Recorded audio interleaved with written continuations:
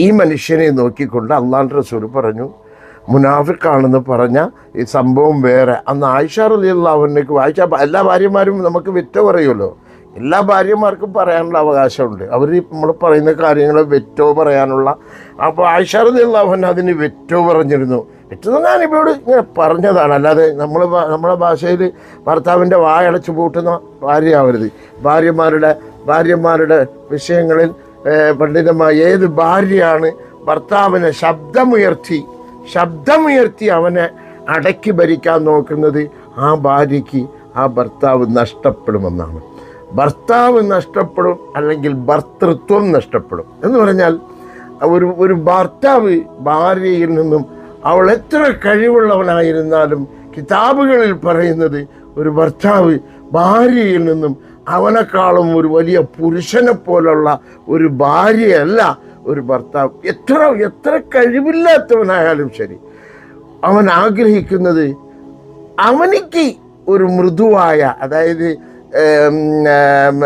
പെണ്ണുങ്ങൾക്ക് അറബി ഭാഷയിൽ ഒരു പേരുണ്ട്, റഖീഖാത്ത്, സോഫ്റ്റ് ക്രിയേച്ചർ എന്നാണ് കിതാബുകളിൽ പെണ്ണിനെ പറയുന്നത്.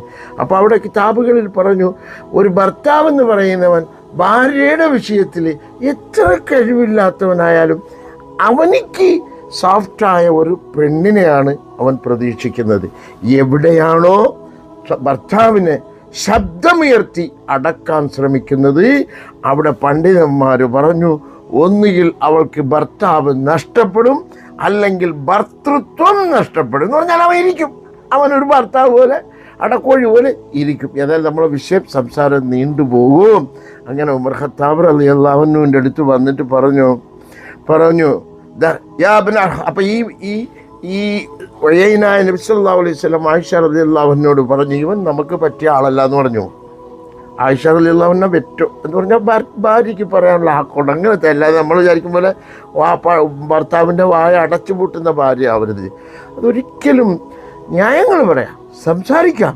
ഭർത്താവ് ഭാര്യയ്ക്ക് സ്വാതന്ത്ര്യവും കൊടുക്കണം. രണ്ടുപേരും ഒപ്പിടാൻ ഒക്കൂല കേട്ടോ. രണ്ടുപേരും ഒരു വണ്ടിയെ ഓടിക്കാൻ ഒക്കൂല, ഒരു ആളെ ഓടിക്കാൻ ഒക്കൂല. അതാണ് റിജാലു ഖവാമൂന അലൻ നിസാ. ഏതായാലും അള്ളാഹു ബർക്കത്ത് ചെയ്യട്ടെ. ഇവിടെ ദഖല ഈ